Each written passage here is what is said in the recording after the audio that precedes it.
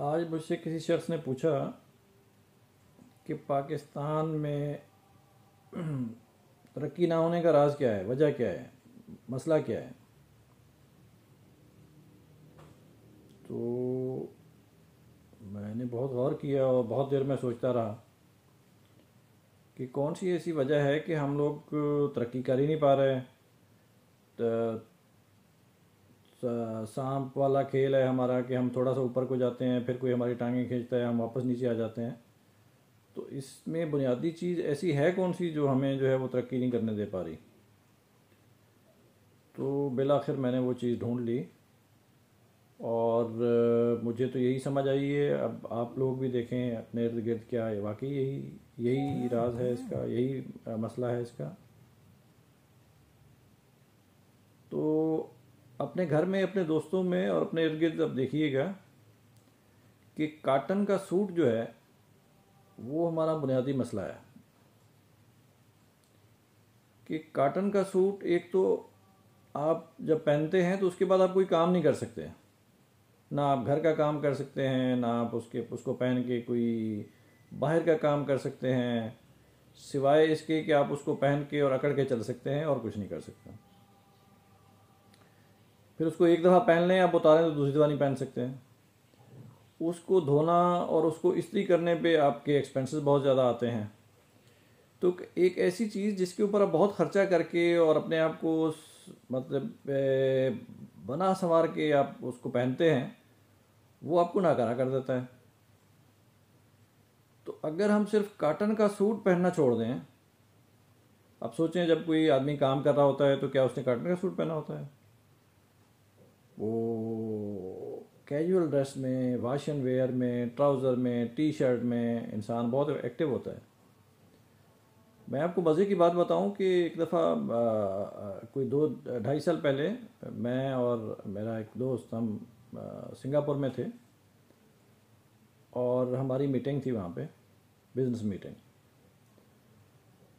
तो हमने जब अपने बैग वैग खोले तो उसमें फिर कपड़े निकाले, कोट पैंट और शर्ट, और फिर उसको इस्त्री करना था क्योंकि बैग में रखे हुए थोड़ी इस्त्री ख़राब हो जाती है। तो होटल वालों से पूछा तो उन्होंने कहा नीचे ग्राउंड फ्लोर पे हमारी लॉन्ड्री है, वहाँ पे आप चले जाएं, वहाँ पे जाके इस्त्री कर लें, क्योंकि वहाँ कोई सर्विस तो इस तरह की अवेलेबल नहीं थी। जैसे पाकिस्तान में आप होटल में जाएं तो आपको जूते भी पॉलिश मिल जाते हैं और कपड़े भी इस्त्री मिल जाते हैं, तो ऐसी कोई वहाँ फैसिलिटी नहीं थी, खुद करने थे जाके। तो मैंने अपने कपड़े उठाए, 7वें 8वें फ्लोर पे था, मैं वहाँ से नीचे आया, लॉन्ड्री ढूंढी तो वहाँ एक साहब और मेरे जैसे कपड़े इस्त्री कर रहे थे। अब होटल वो कोई कम अज़ कम उसमें 2-4 हज़ार लोग तो ठहरे हुए थे। और मैं इर्द गिर्द देख रहा हूँ कुछ कोई कच्छा पहन के जा रहा है, ऊपर हल्की सी उसने सलवटें पड़ी हुई, शर्ट पहनी हुई है। मर्द ख़वातीन, चाइनीज़, गोरे, सब जो है ना ऐसे ही घूम रहे हैं। और वो जो दूसरा बंदा इस्त्री कर रहा था कपड़े, उससे मैंने पूछा आप कहाँ से? उसने बोला इंडिया से। तो मैंने कहा लो भाई, ये सिर्फ मुसीबत सुबह उठ के कपड़े इस्त्री करने की, काम पे जाने के लिए सिर्फ हमें ही है। बाकी दुनिया जो है वो इन फिक्रों से आज़ाद हो गई है। चाइनीज़ को तो मैंने देखा है वो सुबह नहाते तक नहीं है, वो रात को नहा के सोते हैं, ब्रश करके सोते हैं, सुबह उठते हैं, हाथ में अपना वो नाश्ता पकड़ते हैं और 7 बजे जो है ऑफिस पहुंच जाते हैं। और बिल्कुल ऐसे ही उन्होंने नीचे जो है एक कोई ट्राउज़र पहना होता है, ऊपर टी शर्ट पहनी होती है बगैर बाजुओं वाली। आम मौसम में, सर्दी में डेफिनेटली सर्दी के कपड़े पहनते हैं। तो तरक्की करने के लिए तो मेहनत करना पड़ती है ना। आप सोचें अगर पाकिस्तान में हर शख्स 8 घंटे काम करे और कोई भी काम करे, अगर उसके पास नौकरी नहीं है ना, तो फिर भी वो काम कर सकता है। वो अपने इर्द गिर्द जो पौधे लगे हैं उनको पानी दे सकता है। वो जहाँ मतलब कोई कचरा पड़ा है उसको उठा के कहीं साइड पे रख सकता है। वो जो है अपने मोहल्ले में किसी गरीब बूढ़े आदमी की हेल्प कर सकता है। वो जो है किसी बुज़ुर्ग दुकानदार को, मतलब अगर वो दुकान चला रहा है तो उसको जाके हेल्प कर सकता है। कोई हर हर काम जो है वो सिर्फ रिवार्ड या पैसों के लिए या तनख्वाह के लिए नहीं किया जाता। काम तो कौम की टोटल प्रोडक्शन बढ़ाने के लिए किया जाता है। अगर हर पाकिस्तानी जिसकी उम्र 18 साल से ऊपर है, अगर वो काम करना शुरू कर दे और दिन में 5 से 6 घंटे काम करे, कोई भी काम, गांव में है लाखों काम है, वहाँ पे शहर में है, यहाँ भी बहुत काम है आपके इर्द गिर्द। आप सिर्फ ये देखें कि मैंने यार कुछ करना है, मैंने वेला नहीं बैठना, मैंने काम करना है। तो अगर सारे पाकिस्तानी जिनकी उम्र 18 साल से ऊपर है वो काम करना शुरू कर दें तो पाकिस्तान कहाँ पहुँच जाएगा। छोड़ें नवाज शरीफ क्या कर रहा है, इमरान खान क्या कर रहा है, शहबाज शरीफ क्या कर रहा है, जरदारी लूट के खा गया, इस बात को छोड़ दें। हम सब आज से अगर हम जो है वो सादा खाना शुरू कर दें, सादा पहनना शुरू कर दें, काम करना शुरू कर दें, बाहर की बनी हुई चीज़ों का इस्तेमाल ख़त्म कर दें, अगर अफोर्ड करते हैं तब भी और नहीं अफोर्ड करते हो तो फिर भी। और ये जो हम फंक्शन करते हैं, ये जो शादी का फंक्शन, ये मरने का फंक्शन, ये बर्थडे, ये शश के सारे छोड़ दें। आप सादी ज़िंदगी गुजारें।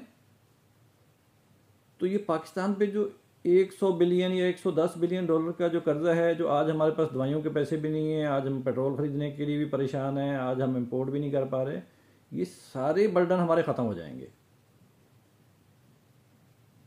दिन की रोशनी में सुबह उठें, दिन की रोशनी में काम करें, शाम हो कम से कम अपनी लाइटें यूज़ करें, कम से कम बिजली जलाएं, और रात को 9-10 बजे सो जाएं, सुबह 6-6:30 बजे उठें।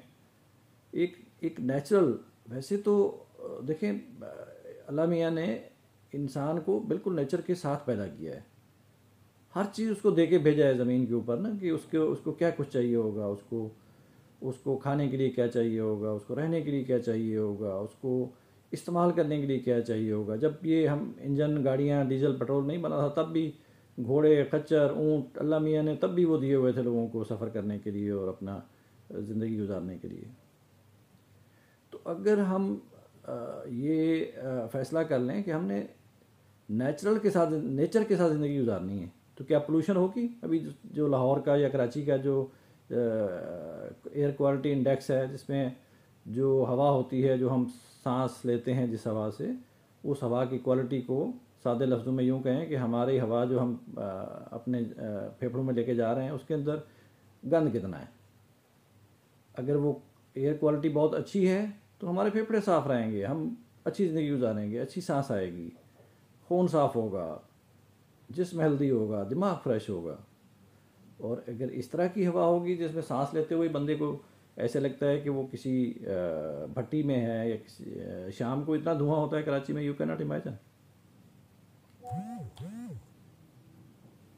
तो हम अगर जो है वो, मैं बच्चे अपने जिस स्कूल में पढ़ाता हूँ मेरे घर के करीब हो, ये वैन का सिस्टम ख़त्म हो जाएगा, ये ख़र्चा भी मेरा ख़त्म हो जाएगा। अगर मेरा ऑफिस जो है वो मेरे 3-4 किलोमीटर के फासले पे है मेरे घर से, तो मैं पैदल चला जाऊँ, साइकिल पे चला जाऊँ। फिर पाकिस्तान में पैदल चलते हुए लोग नज़र नहीं आते। आप शॉपिंग सेंटर के सामने जाके गाड़ी खड़ी करेंगे और उतर के जाएंगे, ऑफिस में जाएंगे तो सामने गाड़ी खड़ी करेंगे। और मैं भी ऐसे ही करता हूँ, ऐसा नहीं है कि मैं नहीं करता। तो अगर हम तहैया करें कि हमने जो है वो ज़िंदगी सादी गुजारनी है, सिंपल गुजारनी है और शशके से बाहर आना है, तो हम जो आज पूरी दुनिया में ज़लील हो रहे हैं, ज़िल्लत हो रही है हमें, हम इससे बाहर आ जाएंगे। फिर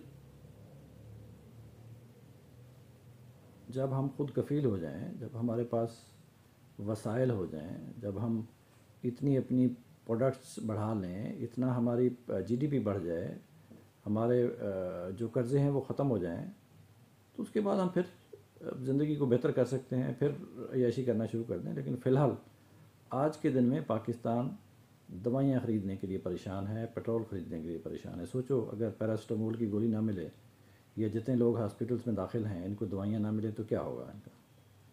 ज़रा गौर करें, सोचें। अगर मेरा भाई मेरी बीवी, मैं, मेरे बच्चे अगर हॉस्पिटल में दाखिल हों और दवाई अवेलेबल ना हो तो क्या होगा हमारा?